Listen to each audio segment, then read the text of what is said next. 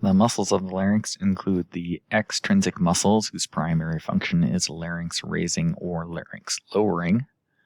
Suprahyoid muscles above the hyoid would be involved in larynx raising.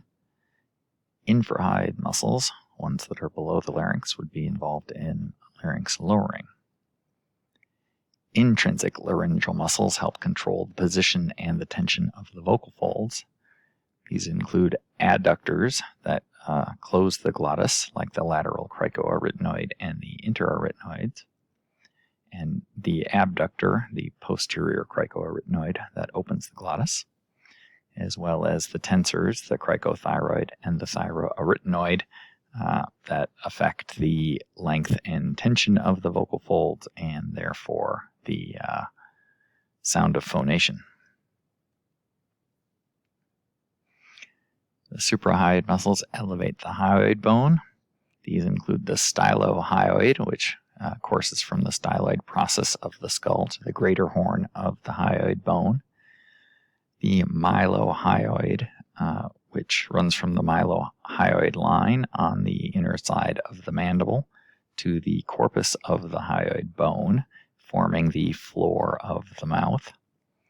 And the digastric, which has two bellies that run from the mastoid process of the skull through a tendon at the lesser horn of the hyoid to the inner part of the mandible near the symphysis in the front. Infrahyoid muscles, whose function is to lower the hyoid bone, include the omohyoid, which runs from the scapula around the sternocleidomastoid muscle, which supports the neck, to the lateral body of the hyoid bone. The sternohyoid, which runs from the sternum to the lateral body of the hyoid. The thyrohyoid, which runs from the thyroid lamina to the greater horn of the hyoid. And the sternothyroid, which runs from the sternum to the thyroid lamina. The intrinsic muscles of the larynx control the position and tension of the vocal folds. These include the adductors, like the lateral cricoarytenoid, and the interarytenoid, which bring the vocal folds together in different ways. The abductor, the posterior cricoarytenoid, which rotates the arytenoid cartilage to move the vocal folds away from each other, and the tensors that affect the vocal folds themselves. The lateral cricoarytenoid rotates the muscular process toward the front of the cricoid cartilage. This brings the vocal process toward the midline, reducing the size of the glottis in between the vocal folds. The interarytenoid moves the arytenoid cartilages toward each other, reducing the size of the glottis between the vocal processes of the arytenoid cartilage.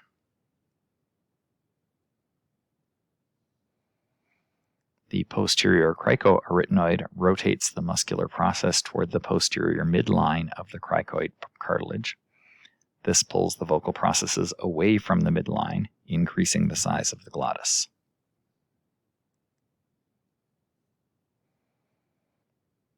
The cricothyroid pulls the lamina of the thyroid toward the arch of the cricoid cartilage.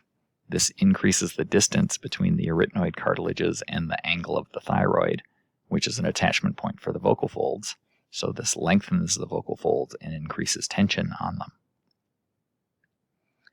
The thyroarytenoid runs from the vocal process and the muscular process of the arytenoid cartilage to the angle of the thyroid cartilage beneath the vocal folds itself, and this can stiffen the body of the vocal fold.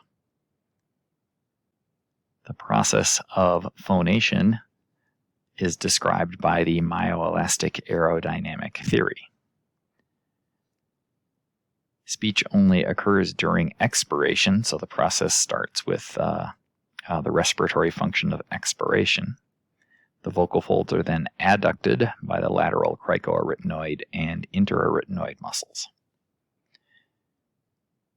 When the glottis is closed, because expiration continues, air pressure builds beneath the vocal folds. Eventually, that air pressure is sufficient to push the vocal folds apart. When that air pressure gets released, that will bring the vocal folds back together. There is an additional effect on pressure called the Bernoulli effect, where air that is flowing has a lower pressure than it would otherwise for the same density of air. This also helps bring the vocal folds back together. Once the vocal folds are back together, air pressure will begin to build again, and the cycle will repeat. Phonation ceases when the vocal folds are abducted by the posterior cricoarytenoid. So in particular, there's muscular action to initiate phonation and to end phonation, but the actual cycle of phonation does not involve varying muscle action. The elastic cover of the vocal fold is the part of the vocal fold that vibrates. In addition, expiratory air pressure comes from below anatomically, and so we have an asymmetry in how the vocal folds vibrate when we look at them vertically. That's referred to as a vertical phase difference. In this image, for example, in blocks 2 and 3, you can see the lower part of the vocal fold beginning to be pushed apart. In 4 through 8, the vocal folds are open throughout their length, but in 7, 8, and then 9, you can see the inferior parts of the vocal folds beginning to come back together again before the superior parts. And then after the inferior parts have made contact and closed, the superior parts come together so that the full length of the vocal fold is closed. There is also an anterior-posterior asymmetry in the vocal folds. The vocal folds are attached to the thyroid cartilage at the angle at a location called the anterior commissure. The moving part of the vocal fold is posterior, where the arytenoid cartilages are. Because of this fixed attachment point anterior, the opening of the glottis happens first in the posterior part. And again, since the anterior part is fixed closed, like the point of a V, the closing of the glottis also happens last in that posterior part. So basically the anterior part always stays more closed than the posterior part. This is referred to as a longitudinal phase difference in the cycle of the vocal folds. These asymmetries in the vibration of the vocal folds are visible in what's called the mucosal wave on the vocal fold during phonation when you look at phonation with something like a laryngoscope.